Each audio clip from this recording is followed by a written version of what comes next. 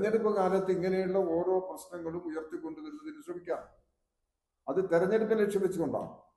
അത് ഈ കഴിഞ്ഞ തെരഞ്ഞെടുപ്പുകളിലെല്ലാം നിയമസഭ 2016 നിയമസഭാ തെരഞ്ഞെടുപ്പ് മുതൽ പിന്നീടുള്ള എല്ലാ തെരഞ്ഞെടുപ്പിന്റെ ഘട്ടത്തിലും കേരളത്തിൽ ഇടതുപക്ഷ ജനാധിപത്യ മുന്നണിക്കെതിരായി, കേരളത്തിലെ ഗവൺമെന്റിനെതിരായി, അതിന് നേതൃത്വം നൽകുന്ന മുഖ്യമന്ത്രിക്കെതിരായി ഇതുപോലുള്ള പ്രശ്നങ്ങൾ ഉയർത്തിക്കൊണ്ടുവരാൻ ശ്രമിച്ചിട്ടുണ്ട്. അതിനെ അതിജീവിച്ച് കേരളം മുന്നോട്ട് പോയിട്ടുണ്ട്. തുടർന്നും ഈ പ്രശ്നങ്ങളെ എല്ലാം അതിജീവിച്ച് മുമ്പോട്ട് പോകാൻ കഴിയുമെന്നുള്ള കാര്യം തർക്കമില്ല. കിഫ്ബിയെ തകർക്കാൻ അനുവദിച്ചുകൂടാ കേരളത്തിന്. അതാണ് ഇതിൻ്റെ അകത്ത് എല്ലാ വിഭാഗം ആളുകളും സ്വീകരിക്കേണ്ട പ്രശ്നം. നിയമസഭയ്ക്കകത്ത് പോലും കിഫ്ബിക്കെതിരായിട്ട് എന്തെല്ലാം പരാമർശങ്ങളാണ് നടത്തിയത്. ഈ ആനുകൂല്യങ്ങളെല്ലാം അനുഭവിച്ചുകൊണ്ടിരിക്കുന്നവരാണ്. കിഫ്ബിയെ വിമർശിക്കാൻ തന്നെ രാഷ്ട്രീയമായ കാരണം പറഞ്ഞുകൊണ്ട്. അതുകൊണ്ട് കിഫ്ബി വഴി നിരവധി നേട്ടങ്ങൾ കേരളത്തിന് കൈവരിക്കാൻ കഴിഞ്ഞിട്ടുണ്ട്.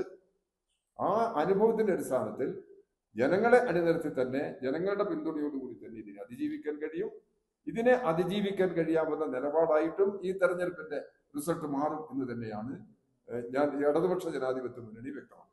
ഈ തെരഞ്ഞെടുക്കപ്പെട്ട ആളുകളുടെ മുന്നിലാണല്ലോ ഈ ബോണ്ട് കൊടുത്തിരുന്നത്. അത് ആരാണെന്നുള്ളത് ദുരൂഹമാണ് എന്നാണ് ഒരു വിമർശന ശക്തമായി ഈ വിഷയം.